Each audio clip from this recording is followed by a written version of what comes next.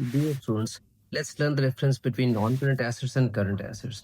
बेटा non current assets वो assets होते हैं which business buys with the intention to use करने का मतलब बेटा ये है कि अगर आपका लेट्स सपोज एक स्टोर है where you sell garments and shoes, आप अपने बिजनेस के लिए कोई मशीनरी खरीदते हैं, कंप्यूटर्स खरीदते हैं या मोटर व्हीकल्स खरीदते हैं, फर्नीचर खरीदते हैं जो आपने बेचना नहीं है, तो such assets which business buys with the intention to use is known as non current assets.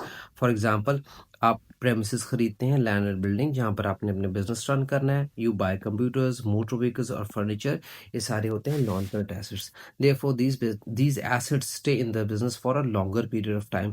Usually, their life is more than 1 year. Whereas current assets are those assets which includes cash and those assets which can be converted into cash or which can be utilized within 1 year. For example, cash itself, bank भी asset है, current asset है, inventory जिसको हम बेच कर cash में convert कर सकते हैं। इसी तरह trade receivers are those credit customers जिनको हमने उधार पर चीजें बेची हैं और जिनसे हमें पैसे मिल जाएंगे। So trade receivers will be converted into cash within a short period of time. So all these assets are known as current assets.